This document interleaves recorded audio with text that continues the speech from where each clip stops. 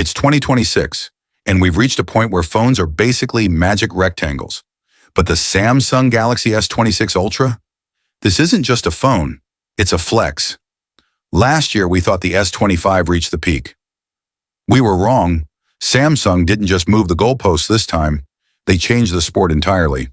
From the new sub-display camera 3.0 to the Snapdragon 8 Gen 5. Let's talk about why your wallet is currently sweating. First off, look at it. Notice anything missing? Yep.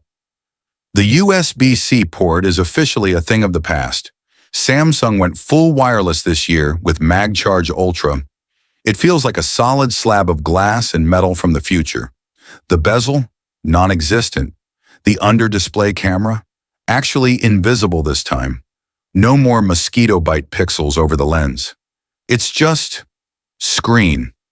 A 6.9-inch dynamic AMOLED 5X that makes reality look a bit dull by comparison. Let's address the elephant in the room, the 440-megapixel ISOCELL sensor. But the real magic is the AI neural engine. It's doing millions of calculations per second to fix your lighting, remove your X from the background, and, for the first time, record 8K video at 120 frames per second without the phone turning into a hand warmer. This is the first phone that legitimately makes me want to leave my mirrorless camera at home. Under the hood, we have the Snapdragon 8 Gen 5, but the real story is the RAM. We're looking at 24 gigabytes of RAM as standard. Why? Because the S26 Ultra is essentially a portable AI server. The new Galaxy AI 2.0 doesn't just suggest replies, it predicts your schedule. If you're late for a meeting, it's already drafted the "I'm stuck in traffic" email before you've even hit the brakes. It's a little scary, a lot helpful, and incredibly fast. So the S26 Ultra starts at $1,399. In this economy, that's a commitment.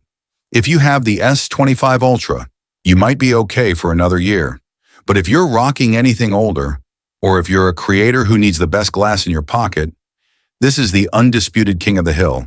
Samsung isn't playing safe anymore. They're just playing in a different league. Host, but what do you think? Is the portless life a deal breaker, or are you ready to ditch the cables? Let me know in the comments. I'll see you in the next one.